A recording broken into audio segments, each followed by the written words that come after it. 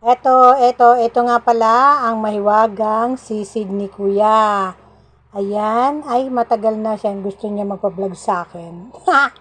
Ayan ang kanyang special sisig. Ayan, isang order ay 75 pesos. Talaga namang napakasarap ng sisig nila, mga kananay. Ayan, yung mga anak niya, katulong-tulong din niya sa ano ng sisig. O, ayan, kasama-sama rin niya, masisipag mga anak niya. Pati asawa niya, sipag rin. Mabait sila, magpamilya silang nagtutulungan. Masarap ang kanilang sisig. Ayan, pasensya na. Bakit ang likot naman ng camera? Parang pasmado na ang kamay ko. Ayan o, ayan ang laman niyan. Nasa kaldero yung kanilang sisig. Ayan. Hindi yan gulay na langka. Wow. Yan ay sisig. Yung ulo yan mga kananay, ulo ng baboy. Yan, niluluto niya, tapos yan ginagawa niya sisig. Napakasarap. Lagi rin akong bumibili dyan. Kaya ayan ngayon, nabablog ko na siya. Kasi sabi niya, bablog ko daw siya. Kasi para makita daw yung kapugian niya. Charot. Ayan si Kuya na ang sipag magtinda ng sisig. Marami na rin siya mga ano dyan. May branch na rin siya dun sa may labasan namin. Ayan, katulong niya yung kanyang mga anak sa pagtitinda. Talaga man ito ang katabi niya. Ito yung mga gulay. Yan yung gulayan na masipag din ang mga nagtitindang nanay. At ito na nga.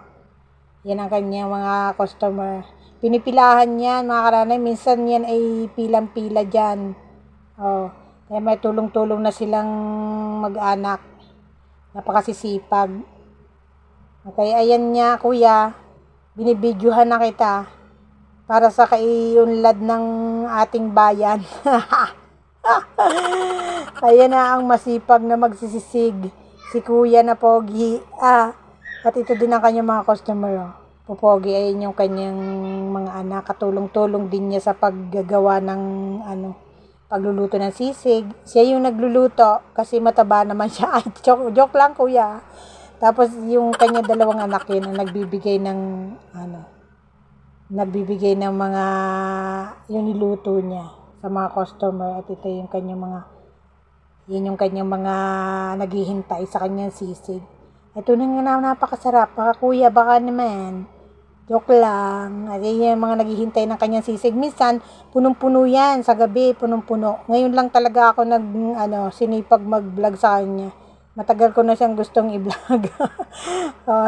Talaga na napakasisipag. Kaya kung gusto niyo bumili ng sisig, gali na kayo. Dito lang yan sa amin, sa Barangay Langkiwa. At ito ang mga sisipag na sisig. Meron pa rin sila sa labasan. At sa kaniyang pagsisipag, talaga namang nakapatayo na yan ng napakalaking bahay. Napakasipag talaga ng mga pamilyang RE. Kaya ito na ang kanyang mga naghihintay na mga customer. At maubos na. Nakakailang yan mga kananay. Nakakailang kaldero sila na sisig sa isang araw. Siguro mga 3, ganon. Isang yan, puno-puno yan.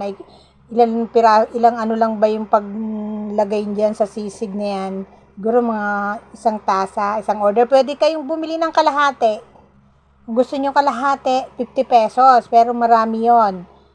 Saan ka pa makakakuha ng sisig na mura na masarap? 'Di ba? Favorite ng masa.